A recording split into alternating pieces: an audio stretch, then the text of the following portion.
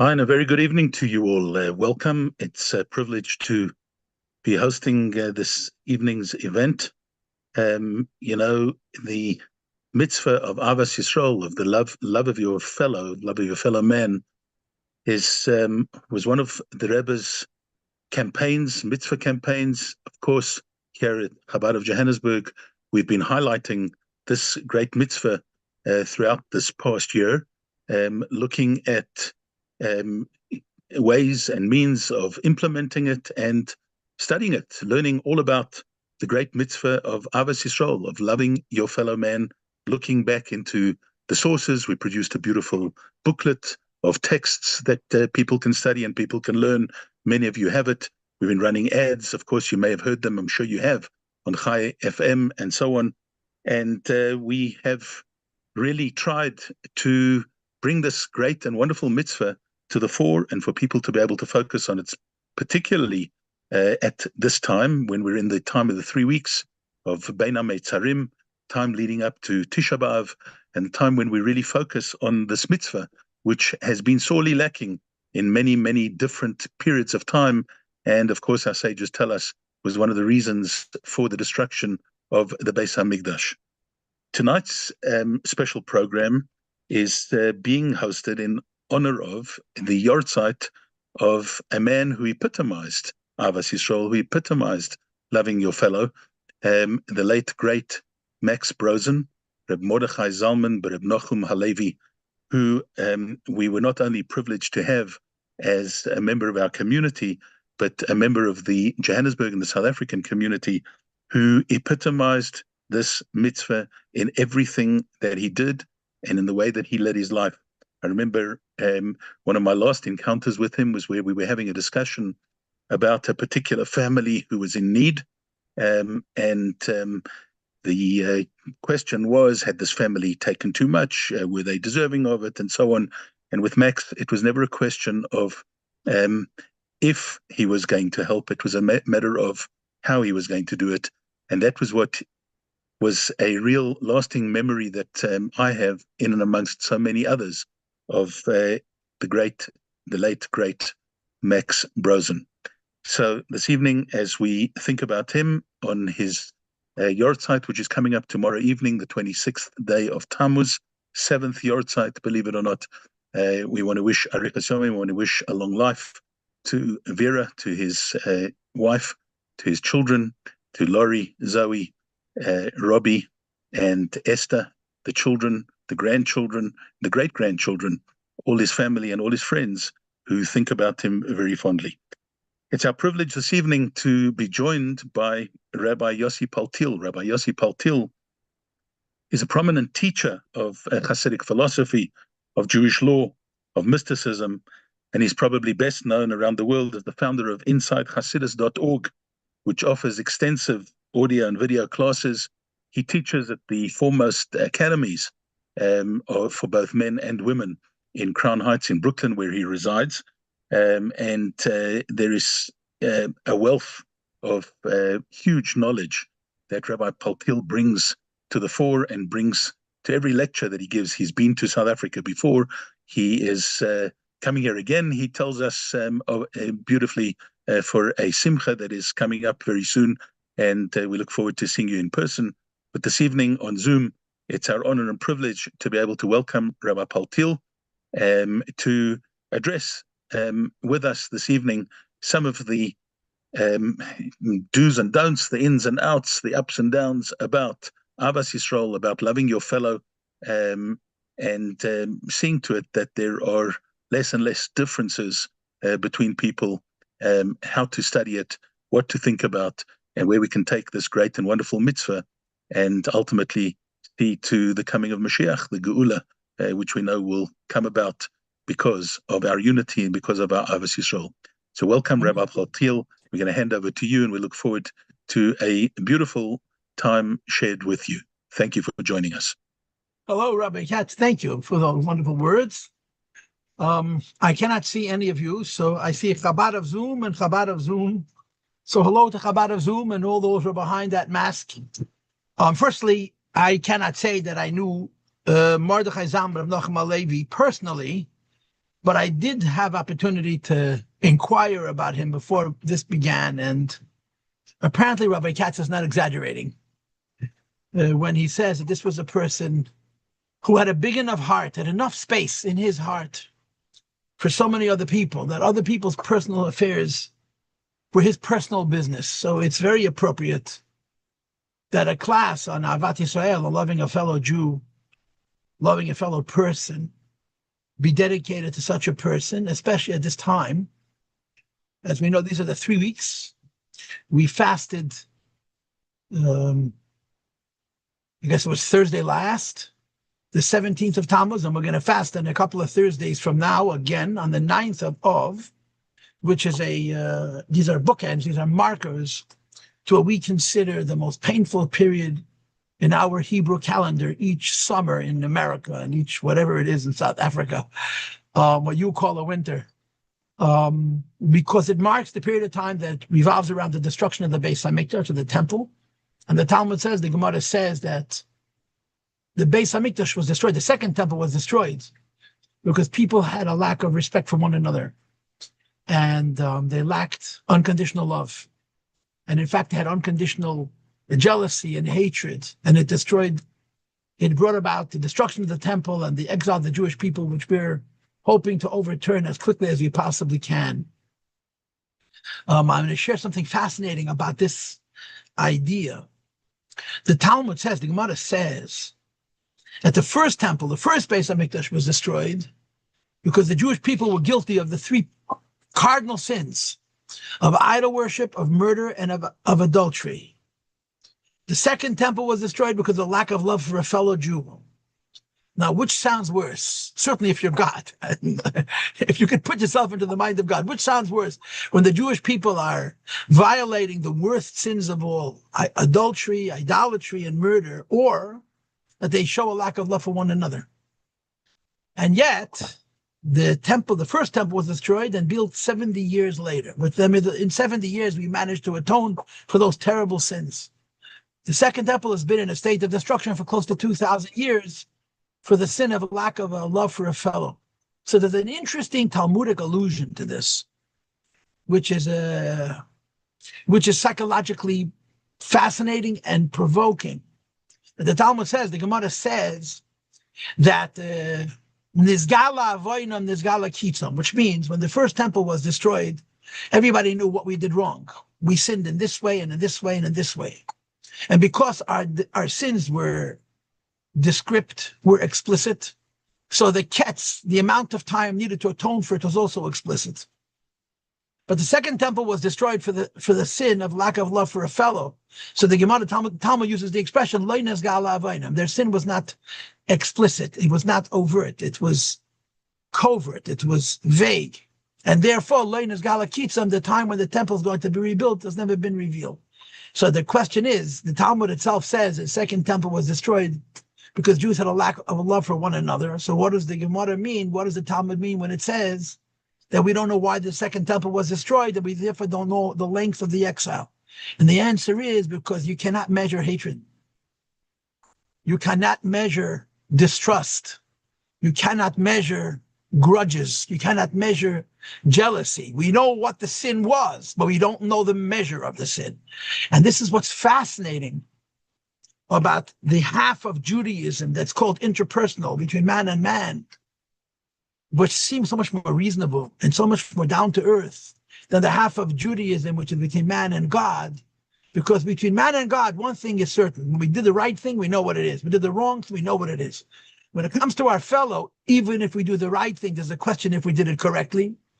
And when we do the wrong thing, maybe it wasn't wrong. Because it's a very subjective thing. Interpersonal relationship within human beings has everything to do with intent.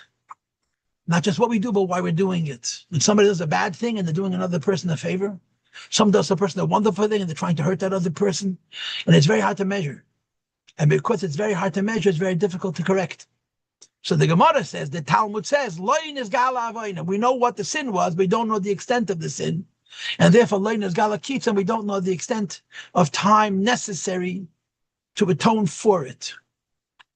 So this is our topic. This is what we're going to be talking about for the few minutes that we have. We're talking about Ahavat Yisrael, the idea of love between one human being and another in general, and specifically a love from one Jew to another, considering the time of year that we're in, that we are now in mourning. According to Jewish law, we're in a state of mourning for the destruction of the temple. And if you heal the cause, you heal the effect. The cause is a lack of love, and the healing is an increase in love, an unconditional love. So this is our topic. I want to begin with a story of one of the great Hasidic masters whose name I don't know. I read it in a book, and it probably said his name, but I don't remember. I don't remember names. That one of his children passed away. His own children passed. A rabbi lost one of his own children. And they died on Shabbos, on the Shabbat, on the Sabbath. Now, according to Jewish law, you're not allowed to mourn on Shabbos. You're not allowed to cry on the Sabbath. So this great holy rabbi lost a child, and he continued to celebrate Shabbos if all was in order until after the evening services, and they made Havdalah, and then he began to cry for the loss of his child. And he cried hysterically. And he cried so hysterically that the people around him, his followers, his disciples, his Hasidim, understood that there was another reason why he was crying beyond the loss of a child. So somebody said to him, Rebbe, Holy Master, we know you, and we know how much you love your family. But we also know how much you demonstrate emotion. And this display of emotion is not only because of the loss of your child. You're crying for some other reason. What is that secondary reason? Why are you crying? And he answered, I'm crying because I realize that it hurts me more that it is the loss of my child than if it would be the loss of somebody else's child. He was crying not for the loss of his child, but he was crying because he discovered in himself a disparity, a difference between how he loved his own children and he loved his neighbor's children, his fellow's children, and that bothered him to the point of tears. This is how tzaddikim love. This is how righteous people, holy people love. They love unconditionally, and they love universally because they have very big hearts. They have a lot of space in their hearts for other people, so they're able to love in an unconditional way, in an unlimited way. Most of us, we have problems. We have jealousies, we have paranoias, we have fears, we have worries. And it makes it more difficult for us to love. So I want to talk about Ahavat Yisrael. I want to talk about love of fellow on a number of levels, if I may. The first is a psychological level, a simple and a very, very practical level. Again, I cannot see any faces. All I see is Chabad of Zoom. So I'm talking to all of you as if I can see you because I assume you're able to see me. We all know that there's two parts to Judaism, Ben Adam LaMakom or Ben Adam LaChavero, between man and God and between man and fellow. There are mitzvot that we do, the commandments that we keep that God gave us, that God has reasons for, that don't serve our neighbor, they serve only our relationship with him. Like keeping the Sabbath, keeping Shabbat, eating kosher, only wearing certain kinds of clothes, and all those other mitzvot. Those are commandments that are between us and God. No person gets hurt if we don't keep those mitzvahs. No person is benefited if we do keep those mitzvahs. It's a half of Judaism between man and God. And then there's the other half of Judaism, which is Ben Adam LaChavero, between man and fellow. How we treat our neighbor, how we treat our friend, how we treat our employer, how we treat our employee, how we treat our associates, how we treat our wife. how we treat our parents, how we treat our children. This is all between man and man. This half of Judaism is considered more reasonable. This half of Judaism is considered so down to earth, for lack of words, that the Talmud says, the Gemara says, if God would not give us these commandments, we would learn these commandments even from animals. The interpersonal relation between a person and a person makes so much sense. Honesty, integrity, principle, loyalty, fidelity, and ultimately love between a person and a person are so logical, they're so reasonable, they're so correct, that if we were not given these laws from a superpower, from HaKadosh Baruch Hu, from God Almighty, you could argue we would figure them out on our own. And yet, the fact of the matter is, it's not so simple. To love your neighbor, to love your friends, especially to love all your neighbors and all your friends, we often find difficulty with that. There are certain people who are extremely religious. They're very, very good at doing the mitzvahs between man and God, Shabbos, Torah study, kosher. When it comes to other people, they find themselves judging, they find themselves intolerant, they find themselves not understanding. And the question is why? Treating another human being as you want to be treated is the most simple and the most logical and the most straightforward idea in all of Judaism. Why would people struggle with something that simple and that basic? And I'm going to give you the answer by demonstrating it in the most acute circumstance of human interpersonal relations and how complicated they can get. And that is another one of the 10 commandments, kabed es avicha v'esimecha, honor your father and your mother. It's in the 10 commandments. You have to honor your father and your mother. You have to fear, you have to respect your father and your mother. Is there anything in Judaism more reasonable? Is there anything in Judaism more basic? Anything in Judaism more self-understood than honoring parents? The fact remains, however, the fact is that many of us struggle. We have a hard time. We have a hard time with kibbud avim. For many of us, honoring our parents is difficult. Some of us have legitimate reasons. Many of us have illegitimate reasons. Some of us have excuses. Some of us don't have excuses. But we find it hard to honor our parents. You know, there's the old Yiddish expression that I heard the Rebbe once say in Fabrengen. A mother could raise 10 children. 10 children can't take care of one mother. And it's true. It's just true. When you have parents, and they literally and figuratively bleed for us, and then they reach the age where the shoe is on the other foot, and now we need to look after them, we find it so difficult to do. And the question is why? Why is something as simple and as logical as kabed et avicha v'esimecha, honor your father and your mother, fear your mother and your father, so difficult to do? And there's a simple answer. And the simple answer is because it's not a ritual. You can't do it with your hand. You have to do it with your heart. And to give somebody else your heart is difficult, especially if that heart has a grudge or a wound from 20 years before, from 30 years before, from 40 years before.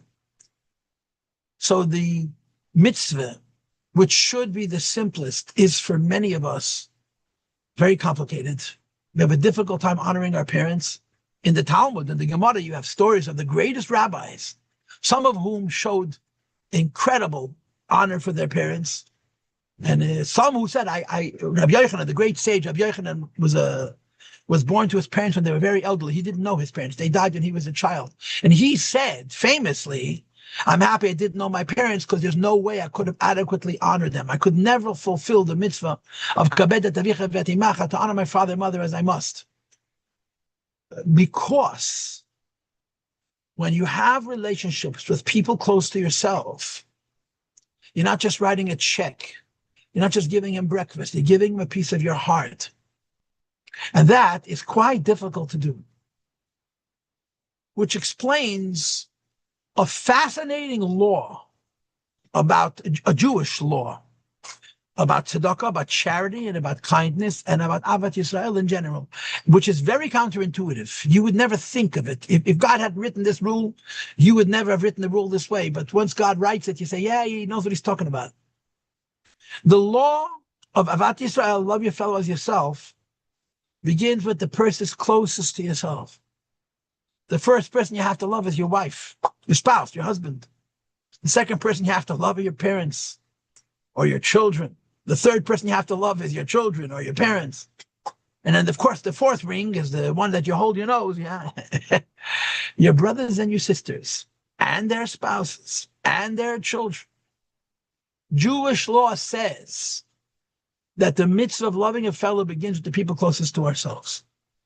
If you look at civilization, you look at society, too many people are busy loving strangers. They're trying to help people on the other end of the world, but they can't talk to their own sister. They can't talk to their own brother. They're estranged from their parents.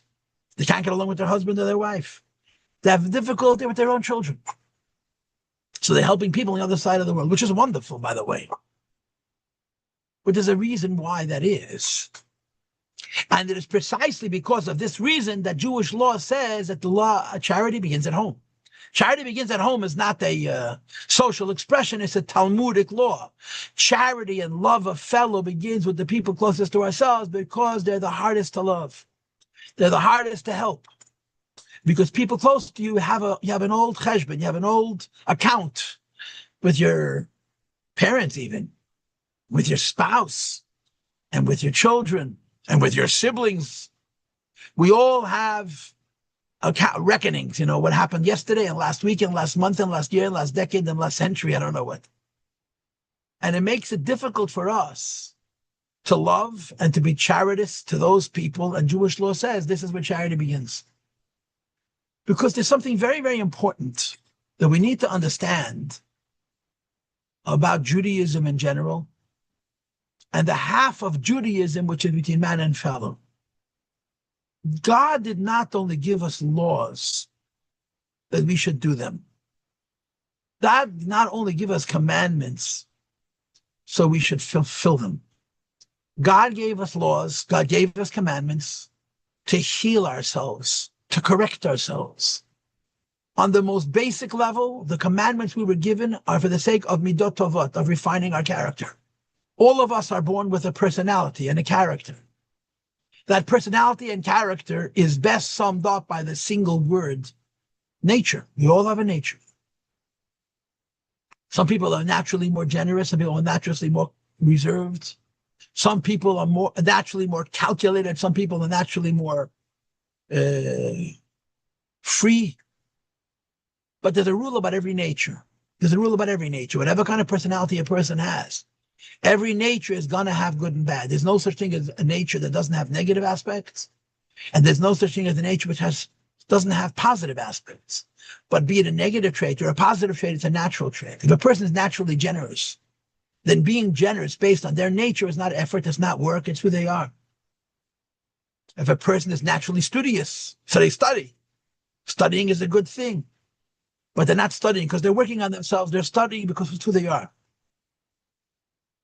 And Judaism wants us to grow. And we grow by refining our nature. And we refine our nature by challenging ourselves. We were given the mitzvah of Avat Yisrael, of loving our fellows, love ourselves. Not just to do the act of charity, not just to do the act of love. Excuse me. But to become better people. To change who we are. To remove our grudges, to remove our hates, to remove our judgments, to remove our fears, to remove our jealousies, and to be open and free in our relation with other people. It doesn't happen because you write a check. That happens because you open your heart. And to whom do you open your heart the most? The person whose heart is closest to your own. And the person whose heart is closest to your own, you have the hardest time opening your heart to, because you have a number of scars from that person, a number of wounds from that person. So Torah, Judaism says, this is where this commandment begins. Start with that person. Love that person first because it's the hardest. Give that person first because it's the hardest. But in doing that, we become better people. And this is Judaism 101. This is the baseline of Judaism. We live the way we live to become better people. And we only become better people when we live the way we live if it's difficult. If we do the mitzvahs we like, if we share with the people we get along with, it's wonderful. But we're not improving ourselves, we're just maintaining ourselves, we're just being ourselves, and Judaism wants us to grow. And that's why, ironically, strangely, the mitzvah of Avat Yisrael begins with the people closest to ourselves. And the second layer of Judaism, a higher level of Judaism, is to get our head straight, to have clarity of thought, to have good judgment, to have what's called real wisdom, which unfortunately in our world we see less and less of. I saw many, many years ago an epitaph to Common Sense. Mr. Common Sense died. I don't know if you know, but it says in the paper that nobody came to his funeral. Because by the time Mr. Common Sense died, there was nobody around to be interested in what Mr. Common Sense had to say. And Judaism gives us mitzvahs that challenge our behavior, in turn challenging our thinking, which is supposed to get our head straight, our thinking straight. And our thinking straight involves the idea that giving to somebody else is not me doing a favor for somebody else. Giving to somebody else is me doing a favor for myself. Because when I do something for somebody else, I grow, I become a better person, and I give my life definition and purpose beyond just hoarding, holding, and having and enjoying. But for that, you have to have a straight head, a clear head. And Judaism expects that of us. And therefore, when it comes to this mitzvah of Avat Yisrael, V'ahavta l'reacha kamocha, love your fellow as you love yourself, the first person you have to love is the person closest to yourself, the person that you think that it's most intuitive to love.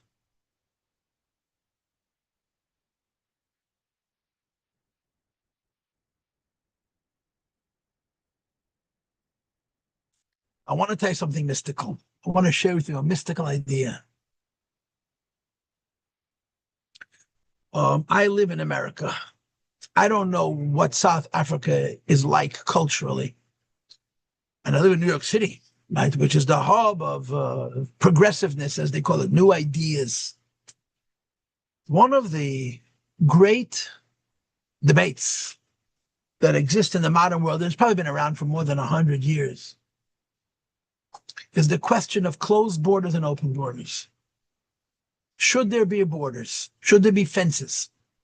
Or should we all just get along, be one big happy family, all sharing everything that we own in the most peaceful and the most harmonious and the most natural way, take down the border, as they say it in America, between the United States and Canada, between the United States and Mexico, between the United States and Greenland, between the United States and Panama, whatever the president is talking about. Or should there be borders? It's a great social debate. And we know both sides, right? Private versus public. Now, this debate of having walls or not having walls is a practical question. And it's also a social question. It's also a philosophical question. And it's even a theological question. On the practical level, the question becomes, if you take down all borders, take down all the walls, everybody shares everything, will the world be kinder or crueler? And history has proven that the world would actually become more cruel, because in the last century, we watched two economic systems, two political systems. One that believed in everybody sharing everything, which was called socialism and communism, and the other that believed in private enterprise and profit and personal gain go head to head. Socialism, communism, such a great idea. We redistribute the wealth. Everybody gets the equal piece of the pie. And everybody lives happily ever after. And socialism, communism proved not only to be corrupt, but to be cruel to the point of evil.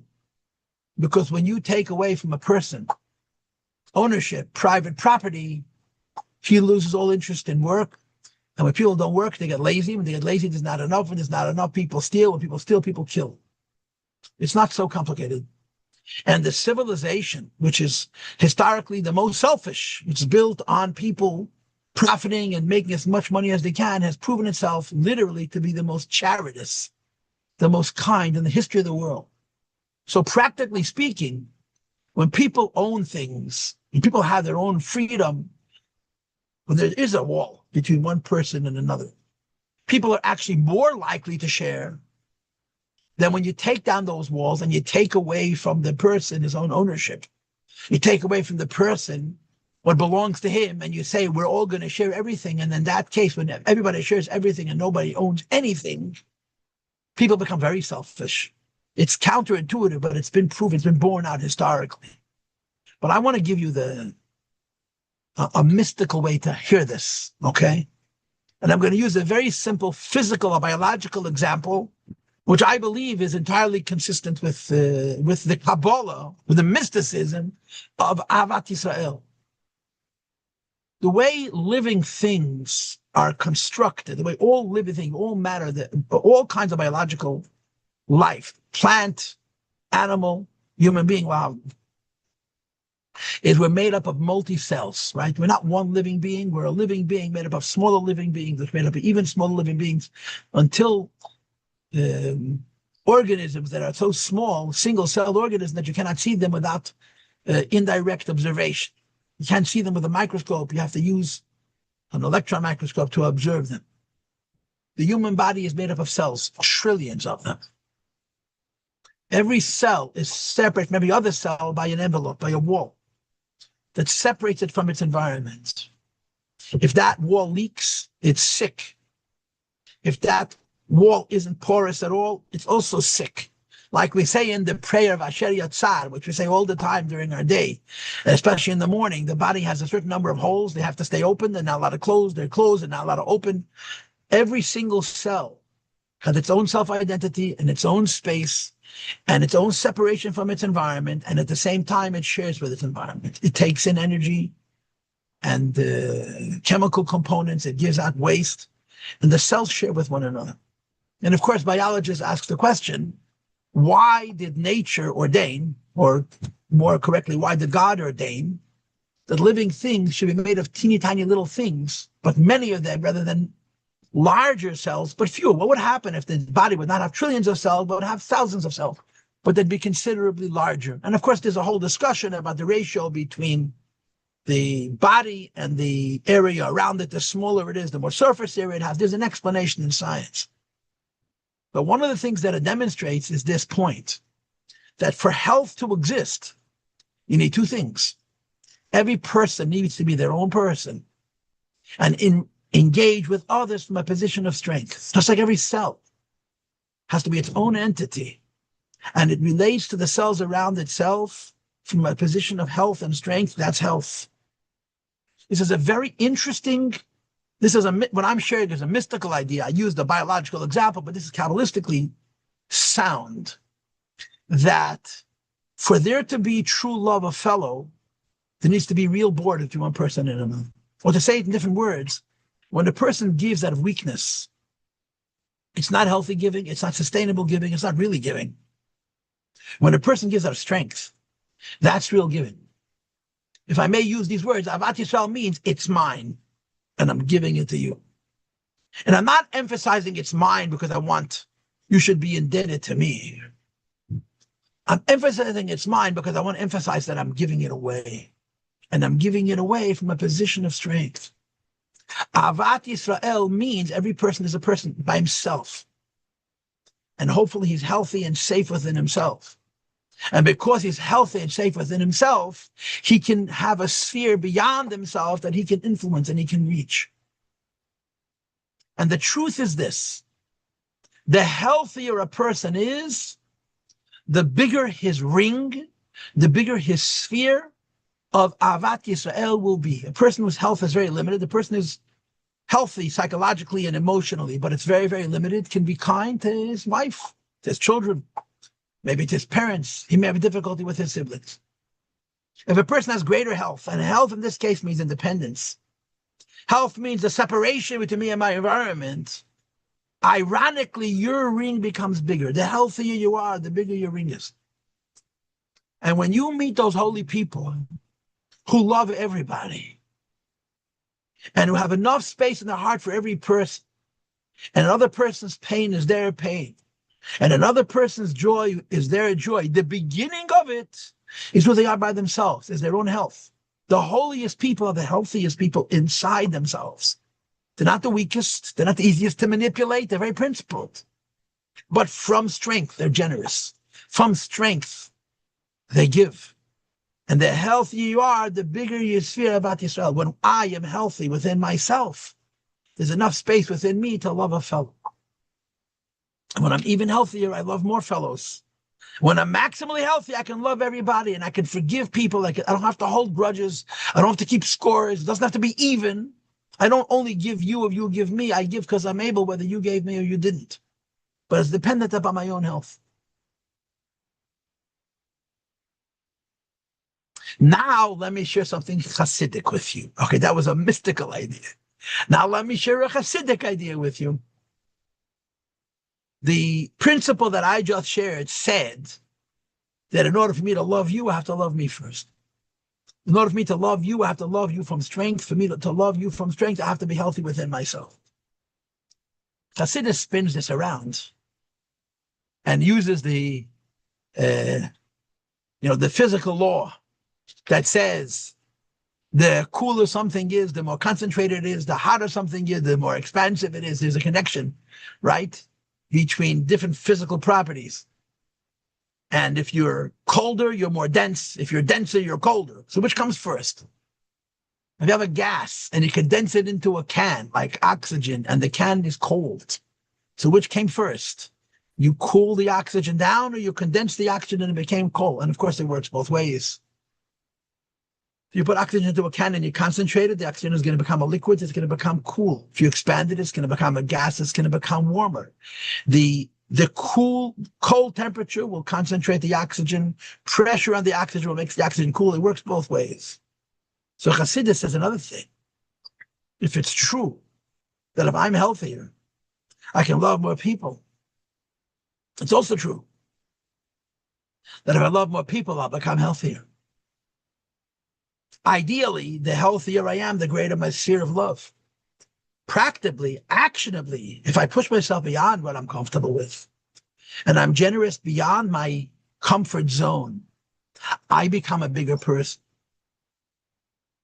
In other words, when we give to other people and we get out of our own heads, which is one of the great diseases of our time, we actually become greater people. So it works both ways.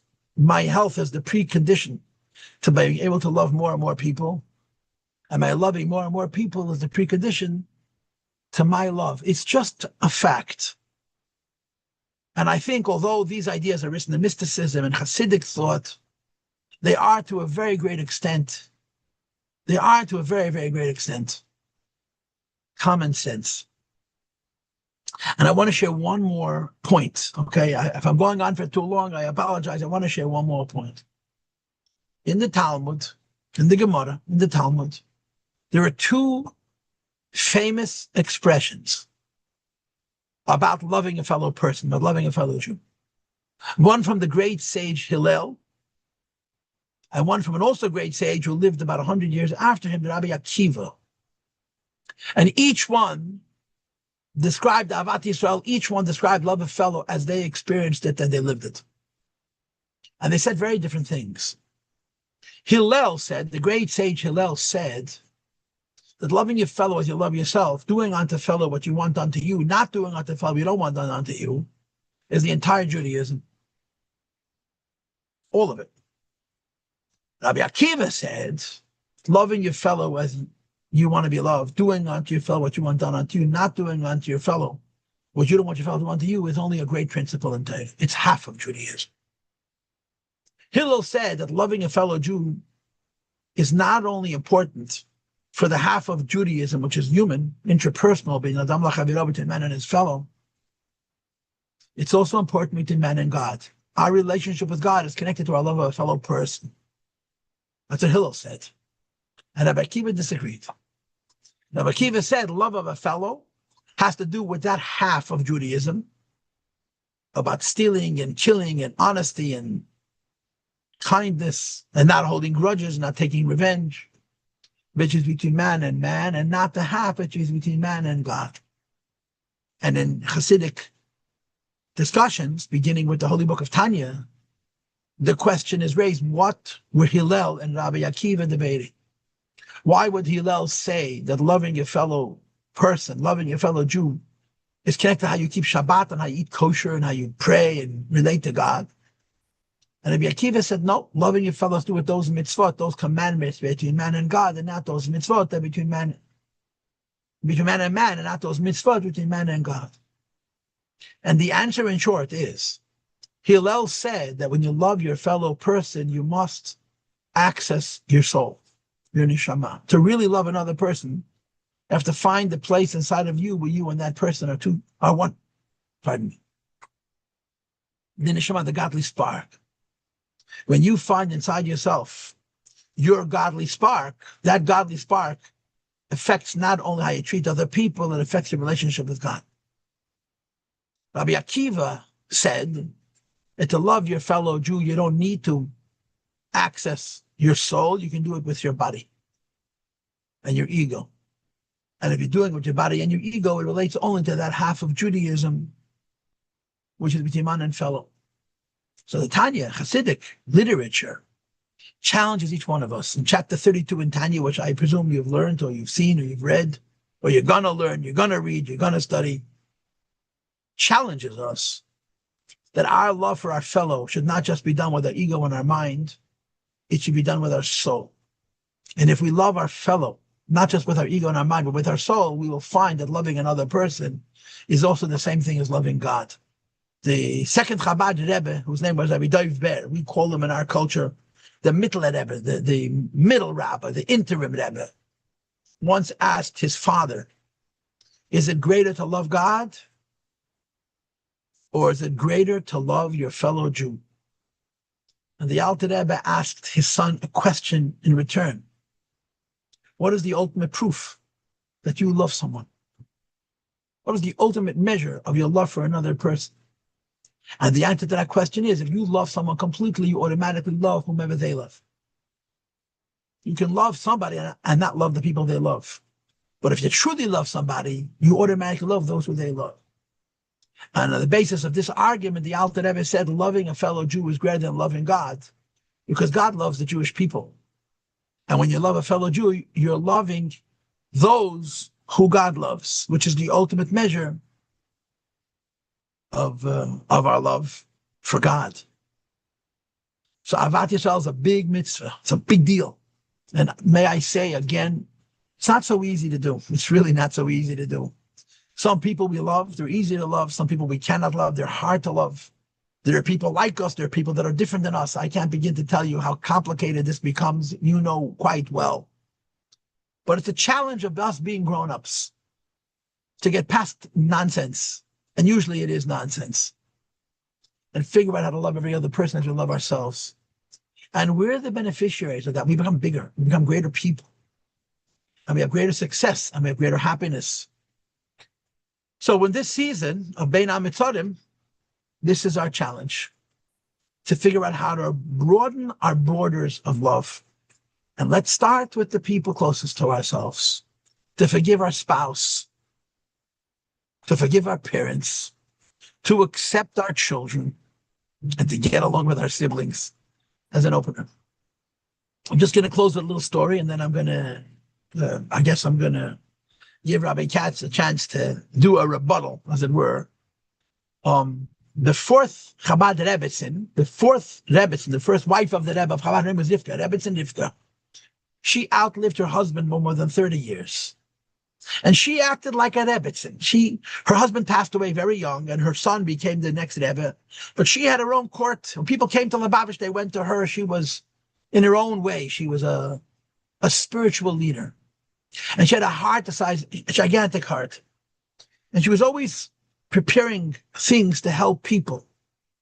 And one of her things was that she prepared what we would call today puree, applesauce, all kinds of fruit concoctions to share with people who suffered from various ailments. And people got sick, they'd come to the house and she'd give them some of this fruit concoction. And you felt better and she felt like $1 million. Anyway, a man made a party and he invited all of his family and friends. And he figured he was going to save money on the dessert. He came to the Rebbetzin, Rivka, the fourth Chabad Rebbetzin, and told her that all the children were sick. And she gave him a bunch of this fruit concoction that he asked for another flavor. Bottom line is he negotiated free dessert for his feast at the expense of the naivete and the kindness of the Rebbetzin Rivka of Chabad of Lubavitch. Anyway, he enjoyed his meal, and somebody walked by the house and saw all these people eating and celebrating and enjoying the puree. So they came to the Rebbe Tzedivka, and they did her the great favor of being honest with her, which of course we know is not always a favor. And he told her, that this pan who came by and said everyone in the house is sick, and then, there's fruit. Well, guess what? He made a party, and you donated the free dessert. And the Rebbe Tzedivka clapped her hands and said, "Oh, I'm so happy to hear that. I was so worried about the children." It never crossed her mind that you get ripped off. All she thought about is the children are not feeling well. That's a level in an open heart that special people are on. These kinds of stories are, they're a challenge to us. Rabbi Katz, I want to tell one more story, please. One more story. I heard the story from an acquaintance of mine who heard the story from one of the children of the family that I'm about to describe. I apologize that I don't know names. I forget names. If I know my children's names, I'm happy. Names in my memory are finished, almost finished. There was a man who lived in Boston who was the president of Achei Tamim of Boston. He was a dedicated servant of God who dedicated his life to keeping the Lubavitch Yeshiva open in Boston in the 1940s and the 1950s and the 1960s. And he told an acquaintance of mine the following story, that when they lived in Russia yet, the family was very poor, very, very poor. And the way they made a living was they would collect grasses, sedges, reeds, and they would weave mats out of these grasses. They would put the mats up on the roof of their home to dry, and they would paint them, and they would sell them. That's how they lived. They didn't have a lot of money. They lived on mats. You can imagine how much money they made, but this was how they subsisted. So this man tells the following story. He wakes up in the middle of the night. And he sees his mother standing in the doorway. And he says to his mother, "Mama, why are you up in the middle of the night?" And she says, "Shh, quiet. Why should I be quiet? Daddy shouldn't wake up." Why shouldn't Daddy wake up? Because there's a man outside stealing our mats. And the man who's stealing the mats has a getaway wagon driver who's a member of our community. And he's helping this man steal the bread out of our mouths. And that's what you're talking about, bread. You're not talking about vacation, bread. And if Daddy wakes up and he sees who it is and he goes to the shul and he tells everybody that Shmedel's a Ganav, his daughters will never get married. And I want this is his mother says to him, I want his daughters to get married, so I don't want Daddy to wake up. Anyway, Daddy woke up and she wouldn't let him see the Ganav. She wouldn't let him see who was stealing their mats, which literally was the bread out of their mouths, so that the Ganav's children should find a shidduch, you understand? So this man grew up in that home to be so charitous, to be so generous. He lived for helping people. He actually went into the previous Lubavitcher Rebbe in the 1940s, and he told him the story about his mother put the daughters of a Ganav ahead of her own children because of this unconditional notion of loving somebody else who doesn't even love you. And when he told the story to the previous Lubavitcher Rebbe said to him, in Yiddish, of course, "Mir leben von Zeres Chusim." We live from the merit and the sacrifice of such people. And perhaps Mordechai Zalman ben Reb Nachum Halevi was such a person also. So we can say that we live in the chus of such people. And now we're doing a shir in the chus of his nisham. Rabbi Katz. And so, first of all, thank you, Rabbi Paul Thiel, for those beautiful insights. We have a couple of questions, if I may, that have come through on the chat. One is, why is it that our sages mentioned for each one of the periods of mourning that it has to do with a lack of Avos Yisrael? With Rabbi Akiva, the idea of Einam Nosnu Koved Zeh, that they didn't respect each other, and with the destruction of the Beit HaMikdash, that it was because of a lack of love for each other. And the second part to that question is, what do we do? How do we do something about this at this time to help to bring Mashiach? Okay, so the first part of the question is, because that's a historical fact. That's what happened. The fact is that people struggle with interpersonal relationships. But since Rabbi Katz, you asked me a question, so I have another chance to make another speech. Okay, I'll make it quick. It says in Medrash, it says in the ancient Jewish writings that God has a weakness and God can be manipulated. You can work over God. You can trick him. You can do something to God which will make God lose his objectivity, his equilibrium. God's weakness is peace and love. When people love each other, God becomes impervious to sin. The Chazal say, the rabbis tell us that two of the most sinful generations in the history of mankind had one merit. They loved each other, and God did not punish them. Number one, the generation that made the Tower of Babel, the generation of the great dispersion. They rebelled against God. They wanted to make idols for worship, but they loved each other. God couldn't punish them. All he could do was scatter them. And the second generation of Achav ben Omri, in the time of the first temple, the Israelite kingdom, the northern kingdom, the kingdom of Samaria, as it's called. The worst of those kings was Achav. His wife was Isabel. She's a really bad woman. And they did terrible things. They killed all the prophets of God. They were really bad people. But Ben Adam Lachavero, interpersonally, they were kind and loving and generous to one another. And the Gemara, the Medrash says Hashem could not punish them because of their love for fellow. Here's the deal. Jews also got a weakness. And the problem is our weakness is God's weakness. Our weakness begins with a P. It's called politics. Jews always have a cheshbon. We're always thinking about stuff. You know, who's my friend and who's my enemy and who do I like and who do I dislike. If we can get past our weakness and emphasize God's weakness, we'll solve many problems. So the answer to the first question is, this is what happened. God cares more about how we treat one another than how we treat him. There's no question about that. And we, ironically, have a more difficult time being nice to our fellow than to being very religious. And if we can fix that, not be less religious, but become more of the fellow, we will tap into God's weakness. And we tap into God's weakness, we'll build the Beis HaMikdash. And we'll bring Mashiach Tzidkeinu, no question about it. The second part of your question, what to do, and I'm going to say something, I sort of said it in my talk, I'm going to repeat it again. Don't think about it too much, just do. One of the big mistakes we make is we want to fix ourselves from the inside out. That never works. Fix yourself from the outside in. I for years, I had a mishagas, I had a shtick. I would see people around. I live in Crown Heights. Crown Heights is a community full of Jews. And there are always new people coming into the neighborhood. And when you see a new face, you tell them hello. Once, and then you never talk to them again. You could live in Crown Heights surrounded by a sea of humanity and not be seen. It's very sad. It only happens in big cities. It wouldn't happen in a small community. So I had this shtick. I go up to people who I would see around and never talk and say, you know what? Let's be friends. I once asked him, would you be friends? He was trying to figure out how I was to rip him off. No, I want nothing from you. I just want to be your friend. I told him, every time we meet each other, let's greet each other, say hello, shalom aleichem. And I made such good friends with people by simply approaching a person who I would see in shul, that's not part of my sphere, who I would not naturally engage with. I said, let's just say hello. No long speeches. I'm inviting you to my house. I'm not marrying your daughter. Let's just greet each other. And what you do by that simple act, if you like yourself more, you become a bigger person. And the more you do it, the bigger a person you become. And you can do it with the people closest to yourself. I teach kids. And kids, I mean teenagers.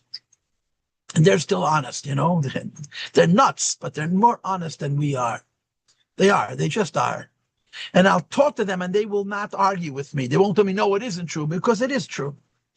You go into a classroom of students, children, that have been together since the first grade. There's going to be an alpha and there's going to be an omega. There's going to be the kid who's the leader of the class, and there's going to be the kid that everybody makes fun of. And after a number of years in school, it becomes their normal. The omega doesn't even mind being, it's just his role. There's the guy who gives the punches, and the guy who takes the punches. And now you're in the 7th grade or the 8th grade or the 9th grade, and you're grown up enough to object and look at yourself and say, how can we all make fun of that kid? He laughs. He responds good-naturedly, but why are we laughing at him? And unfortunately, sometimes the answer is because he's fat or because he smells or some other really, really silly reason. And you say, you know what? I'm not making fun of him anymore. And you'll go up to that kid who you've been going to school with your whole life and say, I realize that I laugh at you and I'm not laughing at you anymore. Say, no, it's all in good fun. It doesn't bother me. Say, no, maybe it doesn't bother you, but it bothers me. And I'm going to stop laughing at you. And you know what's going to happen? The next day, you're going to laugh at him again. It's just because you're so used to it.